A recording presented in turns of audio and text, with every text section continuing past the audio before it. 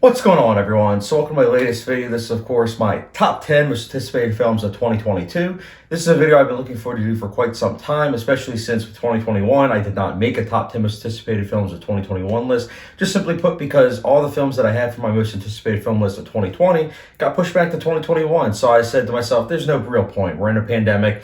And at this point, obviously, the pandemic is still ensuing. But at this point in time, a lot of these films that I'm about to mention are pretty concrete with when they're going to come out. Some of these might not have like a poster or anything, so I do apologize about that. But what I'll do is I'll give you guys the honorable mentions first. Then I'll go from 10 to 1, with number 1 being obviously my most anticipated film of 2022. And obviously, per usual, I look forward to hearing your guys' thoughts on your most anticipated movies of 2022. Anyways, enough exposition. Let's get started. So honorable mentions, we have Nope, which is Jordan Peele directed. He obviously did Get Out. And of course, Us. Looking forward to that. After Yang, it's an A24 film. That's all I know. A24, I mean, it's A24. They're incredible. I love A24. Tear, it's a Todd Field movie. He's the same director that did Little Children. Very underrated. And In the Bedroom, also very underrated these days. Definitely check out his 2 films, and I'm very excited just for his name alone for directing this. Next up, we also have Babylon, Damien Chazelle, director of La La Land, Whiplash, and of course, First Man. Big fan of his as well. That's all I need to know. It's coming out, I believe, Christmas of 2022, so looking forward to that to end the year. And then, obviously, we have Baz Luhrmann's Elvis. Baz Luhrmann's very hit or miss, but I will say this, Elvis is someone that's obviously a very iconic figure, so I'm looking forward to see what they do with him. Next up, we have Blonde, which is directed by Andrew Dominik and stars Ana de Armas. Hopefully I'm pronouncing that right. Ana de Armas, love her. She's incredible, like in Blade Runner 2049. And of course, Knives Out. And then Andrew Dominik, I mean, he did The Assassination of Jesse James by the Coward Robert Ford, one of my all-time favorite Westerns. So looking forward to that. So those are all my honorable mentions. I know quite a bit. But anyways, let's get started kicking things off with number 10, which is Avatar 2. So tentatively, this is coming out at the end of 2022, and let's be honest, we've been waiting for the sequel for 13 years. We don't know how well this movie is going to do. We really don't, because, again, a lot of times sequels come out 2 to 3 years after a movie, not 13 years. So I'm very curious to see. But yeah, that's my number 10. Next up, my number 9 is The Fabelmans, which is directed by Steven Spielberg. That's all I need to know, honestly, going into this film. It also has a stacked cast, including they just added, apparently, David Lynch. Very excited to hear about that. Even if it's a small role, David Lynch is awesome. So that's my number 9. Next up, my number 8 is X, which is an A24 film. That's all I really need to know, honestly. As I said previously with some honorable mentions, A24 is consistent. But I did hear a little bit that apparently X is kind of like Texas Chainsaw Massacre, the original.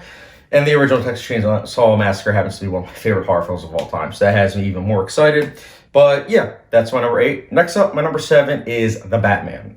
So The Batman is a film I've been looking forward to ever since I heard Robert Pattinson was Dawn in the Cape. I love Robert Pattinson. Ever since Good Time, he is an actor that consistently has proven that he's an incredible actor. He brings a lot to the table, and I'm very excited to hear about, a lot of this film being apparently inspired by Seven, which is obviously a David Fincher film, one of my favorite directors. So very excited for this. It's coming out in less than a month, and I do apologize for getting this, obviously most anticipated films list out to you guys so late, but I am looking forward to The Batman. It's almost at 3 hours long. I'm pretty excited. It's one of the few superhero movies I can say this year that, yes, I'll be there day one. So that's obviously my number 7. Next up, my number 6 is Crimes of the Future, directed by David Cronenberg. He is a director. I'm working my way through his filmography currently. I still have like 6, 7 more films of his to watch. But he's a director, I will say this, always going to be on the lookout for his work, because he's someone that really brings a lot to the table in terms of body horror and honestly just the body in general. I'm looking forward to this movie. Don't really know much about it other than he's directing the stars of Viggo Mortensen apparently. So, but again, that's all I need to know. I'm already there, sold out.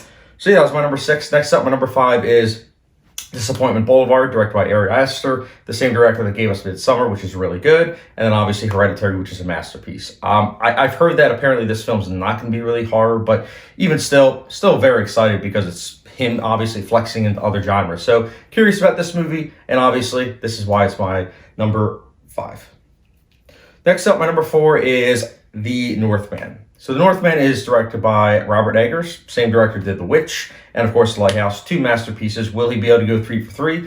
I'm very much so hoping so. There was a trailer out for this. I didn't even bother watching the trailer. I think I shut it off 20 seconds in, not because it looked bad, but just because I said to myself, well, you already know you're going to watch it, so why watch the trailer? So I'm looking forward to this movie. It's coming out in a couple months, so it's definitely a film that I will be there day one, no questions asked.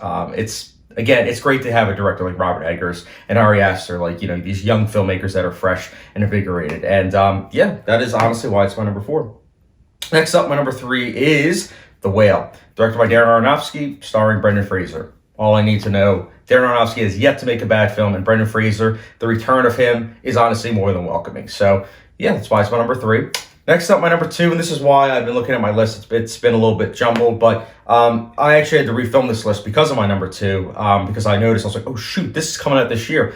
My number 2 is Killers of the Flower Moon, directed by Martin Scorsese, a Western film about Native Americans.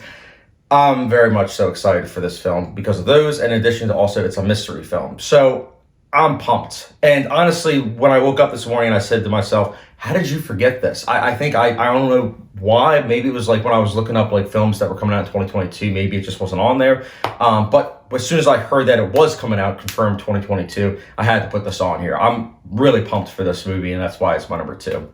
Next up, my number 1 is The Killer, directed by David Fincher.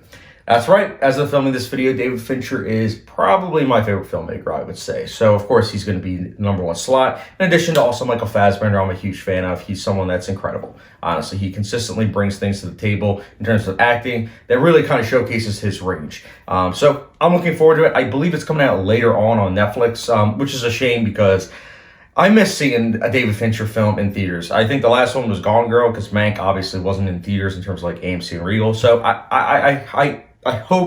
I really do hope that David Fincher at some point does make a film that will get released in theater at some point. But either way, I'll be there day 1 in terms of streaming on Netflix. So yeah, guys, that's my top 10 most anticipated films of 2022. What's your top 10 most anticipated films of 2022? Let me know in the comment section down below. And as always, don't forget subscription, notification bell, and I'll catch you guys later.